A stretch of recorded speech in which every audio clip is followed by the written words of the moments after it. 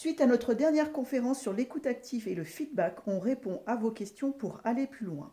Tout d'abord, autour du conflit. Comment faire pour désamorcer une situation très conflictuelle et fermée quand le collaborateur ou la collaboratrice n'y croit plus?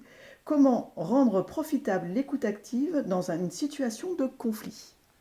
Alors, je vois 4 points autour de ces deux questions. Le premier point, c'est changer de lunettes. Changer de lunettes, en cas de conflit, on a tendance à voir le côté sombre de la personne, ce que moi j'appelle son crapaud. Le côté crapaud de la personne, parce qu'elle est sous stress et donc du coup elle ne montre pas son meilleur côté. Donc c'est essayer de voir, c'est pas toujours simple, le côté prince ou princesse, donc avec des lunettes un peu plus lumineuses. Quelles sont les qualités de cette personne-là, qu'est-ce qu'elle fait bien. Donc ça c'est un premier point.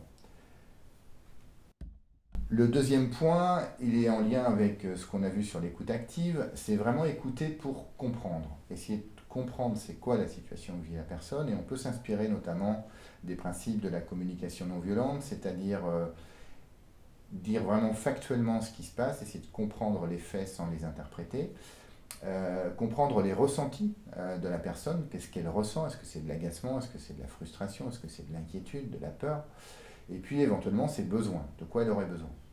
Et moi aussi, si c'est moi qui est en prise avec cette personne-là, je peux aussi partager ma vision factuelle des faits, mes ressentis et puis mes besoins. Troisième point, il est autour de la motivation, ou plutôt de la démotivation.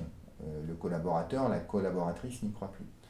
Donc ça peut être intéressant de creuser ce point-là et également il y aura une autre vidéo puisque une des questions est autour de la motivation que je vous invite à aller voir qui peut aussi donner quelques clés par rapport à ce point-là.